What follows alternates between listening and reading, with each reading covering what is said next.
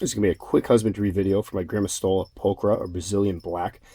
As luck would have it, this one is actually out and about tonight. Normally when I feed him, he's got a burrow down in the bottom. I'll move this carefully so you can see it. That's where his burrow is. Usually grabs a cricket, goes down there. It does not make for good viewing, but tonight he ended up sitting, or she ended up sitting right on top. This is one of my top beginner species. I've heard them referred to as the black labs, like the dogs of the tarantula world, because they're big, black, kind of husky spiders, and they're recognized as having one of the better temperaments, being relatively docile. This one's still a bit skittish. Right now it's probably about 2.5 to 3 inches long or so. When I got it, it was about 3/4 inch sling, and as slings know that they are brown, and there's been a lot of people that have picked them up and gotten the slings, went, wait a minute, this thing isn't black yet. It took a couple molts for it to start showing its black colors. I believe 2 or 3 molts. Once it hit about 1.75 inches, it started sporting some of that black, and now you can see it's got quite a bit of black. Just a gorgeous, gorgeous spider. As a sling, I kept them quite dry, and I would just moisten a corner. I originally had them in one of the, was keeping my slings in the pill bottles. I no longer do that. I quickly moved it out into something like that, but with a little more depth. The 32-ounce one gave it plenty of room to dig, and as a sling, it did dig. It dug a quite deep burrow. Was kind of out of the way, out of view quite a bit, which was fine. And I dropped crickets in. It would chase the crickets down with quite a bit of ferocity. This is a really good eating species, well-eating species. I know Grammostolas have a reputation for being kind of slow and fasting. This one is never fasted in my care. Always goes at the prey with a vengeance. I mean, it's really kind of one of my favorite ones to watch feed.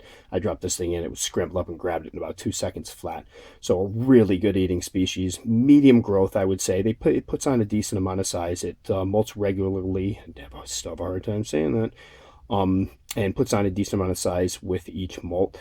This is, right now, I would say this enclosure, it will only be in this for a little while longer. I'm going to be getting it another enclosure soon, a larger one. Most likely one of those size enclosures, which will allow me to put a little bit of depth of substrate, because I am going to allow it to continue to dig, because it does show that it likes to burrow a bit.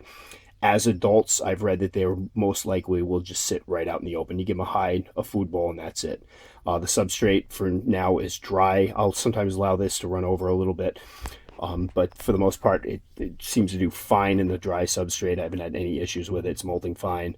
I haven't caught it drinking yet, but I always keep a water dish. It actually had a larger water dish before, and it sullied it, filled it up full of dirt. So this is a small one until I can get another milk cap in there. But really beautiful species. I can't wait till mine gets a little bit older. Again, I don't handle, but this is one of the species people talk about handling. It does put on a great deal of size. I believe they get majority of them get about 7 inches or so. They supposedly can get to 8 inches. I've heard stories of it. I don't know how truthful they are. Maybe somebody that's watching this can tell me if they have one that's that size. But the big thing is they're very stocky. They're a stocky spider. They're not as spindly as some of the other ones. So it's a good size spider. Beautiful shade of black. As you can see, I'll try to close up on it.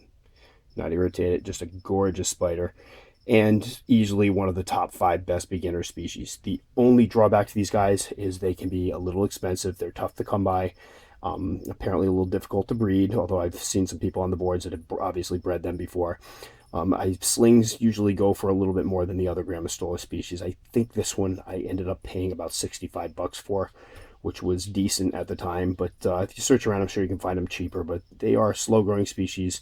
Males are apparently tough to come by, so males are kind of a commodity, and males live long too. From what I've gathered, this is one of the longer-living species, with the males sometimes taking up to 7 years before they fully mature, which that's great. So even if you get a male, you're still going to have a spider for a very long time. And of course, females will live much, much longer. So G. Pulchra, I'm going to let this guy eat in peace, but I'll be able to add this to my best beginner species. And again, as I get more footage and as he gets bigger, I'll tack on to the end of this video and do some updates so you can see him get larger. But I'll put my hand just, you see how big it is, about 3 inches or so. My gnarly hands I've been chewing on. G. Pulchra.